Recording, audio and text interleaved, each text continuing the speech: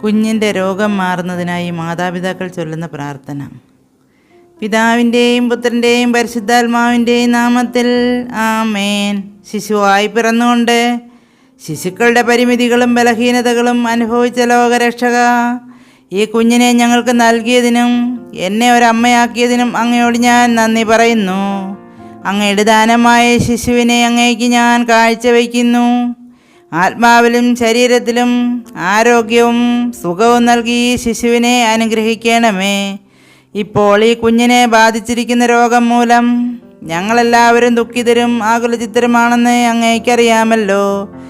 ഒരമ്മയുടെ ദുഃഖം ശരിയായി ഗ്രഹിക്കുന്ന കർത്താവേ, എൻ്റെ കുഞ്ഞിൻ്റെ രോഗം മൂലം വേദനിക്കുന്ന ഞങ്ങളോട് കരുണയായിരിക്കണമേ.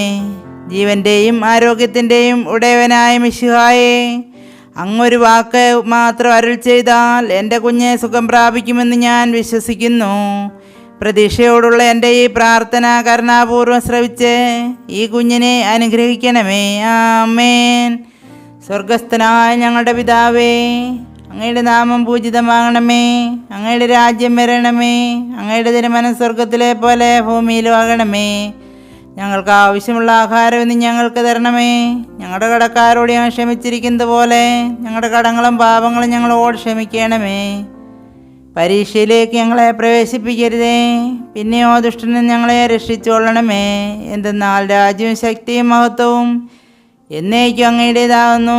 ആമേൻ. നന്മ നിറഞ്ഞ മറിയമേ സ്വസ്തി, കർത്താവ് അങ്ങയോടുകൂടെ സ്ത്രീകളിൽ അങ്ങ് അനുഗ്രഹിക്കപ്പെട്ടവളാകുന്നു.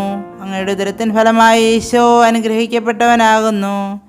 പരിശുദ്ധ മറിയമേ തമ്പുരാൻ്റെ അമ്മേ, പാപികളായ ഞങ്ങൾക്ക് വേണ്ടി ഇപ്പോഴും എപ്പോഴും ഞങ്ങളുടെ മരണസമയത്തും തമ്പുരാനോട് അപേക്ഷിച്ചുകൊള്ളണമേ.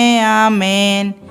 പിതാവിനും പുത്രനും പരിശുദ്ധാത്മാവിനും സ്തുതി, ആദിയിലെ പോലെ ഇപ്പോഴും എപ്പോഴും എന്നേക്കും. ആമേൻ.